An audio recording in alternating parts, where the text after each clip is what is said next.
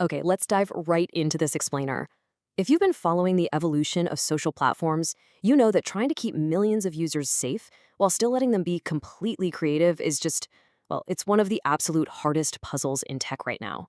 So today, we're going to completely demystify TikTok's incredibly strict 2026 compliance landscape. We're moving way beyond the basic rules to see exactly how the platform is building what they actually call an ecosystem of trust. Basically, it's a super safe, inclusive environment that's leaning on some seriously advanced technology. So, here is our agenda. We're going to break this dense policy down into 6 key areas: the core prohibitions, the triple detection system, AI authenticity, the enforcement mechanism, the penalty system, and finally, teen safety. Let's get right into it. Section 1: Core Prohibitions, the foundation of safety and originality. This is the absolute bedrock of what not to do on the platform. Now, TikTok's top 10 content prohibitions go way past your expected baseline of, no violence or harassment. The 2026 guidelines get incredibly specific, especially about commercial and linguistic manipulation. For instance, look at price misleading. You literally cannot just say original price $999, now only $99, without real, verifiable records of that original price. And those fake limited time pressure tactics, the last day to buy ones, yeah, you can't use those if it's not actually the last day. Another really fascinating one is the ban on false environmental certifications. You can't just casually slap a carbon neutral or eco-friendly sticker on a product without authoritative, third-party backing. And this is huge. They are cracking down hard on sneaky, evasive language. It's been a constant cat-and-mouse game, but creators can no longer use pinyin abbreviations, clever homophones, or special symbols to bypass filters. Like, you can't just substitute a similar-sounding character for the word most to exaggerate a claim anymore. The system is entirely trained to catch all of these little workarounds now. But if you take away nothing else, remember this. Among all these rules, child safety stands completely alone as TikTok's absolute top priority. This isn't just a policy, it is their primary mission. They have a strict, zero-tolerance attitude toward absolutely any content that harms minors. There is no warning system here, no second chances, none of that. Any related violation results in an immediate, permanent ban on the account, without exception. It is a very hardline stance designed to ensure the platform's most vulnerable users are shielded completely. Moving on to Section 2, Triple Detection System, the 2026 upgrade. Let's see the tech that actually enforces these rules.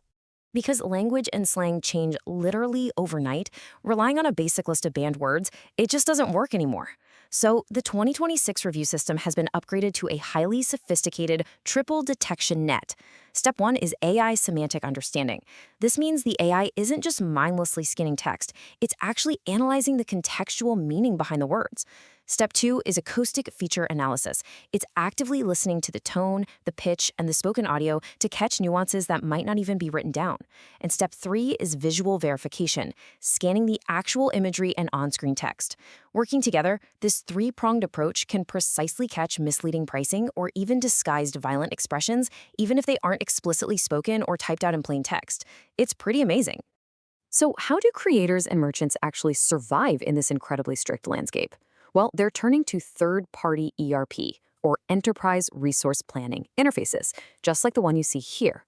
Because TikTok's triple detection system is so robust, merchants use these built-in compliance tools to automatically scan their copy for risky words before they even attempt an upload. It's basically a pre-screening buffer.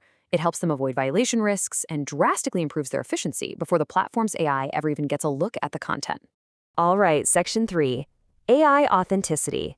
Keeping content real. Let's talk about the giant elephant in the room, the explosion of AI-generated content. Notice that subtle little visual watermark? It translates to Daobao AI-generated. This ties directly back to Policy 10 from our earlier list.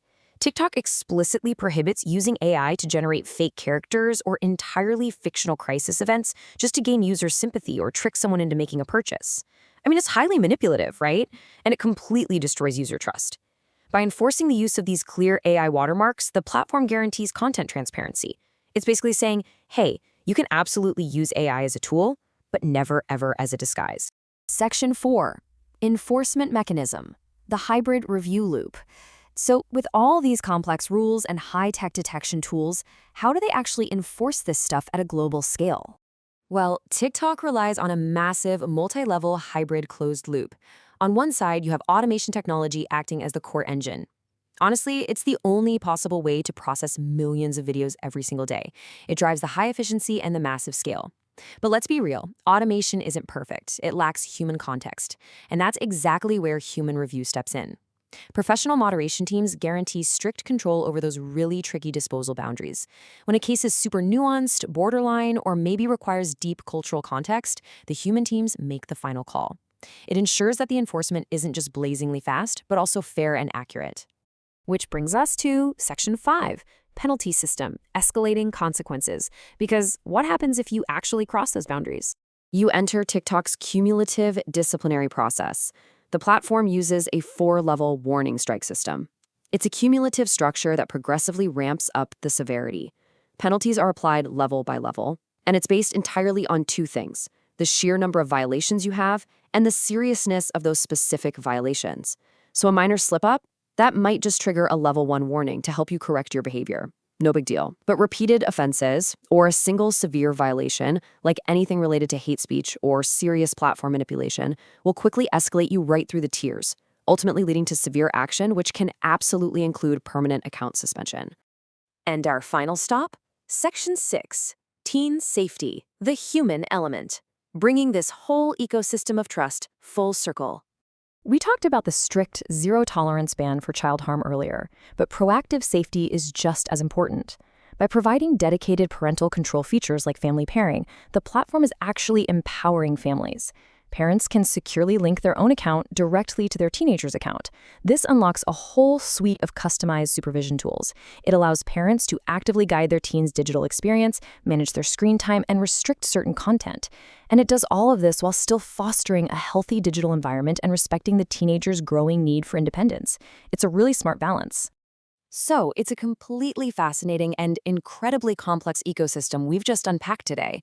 From that wild triple detection AI to the strict commercial rules and the proactive family tools, TikTok is clearly building a massive infrastructure for compliance. But it leaves us with this final critical thought. As technology advances faster than ever before, how do modern digital platforms strike the perfect balance between absolute creative freedom and the strict supervision required to build a genuinely safe community? It's a constant balancing act between innovation and protection, and how these platforms manage it will entirely shape the future of our social media. Thank you so much for joining me for this explainer, and I highly encourage you to keep questioning exactly how the digital spaces you interact with every day are governed.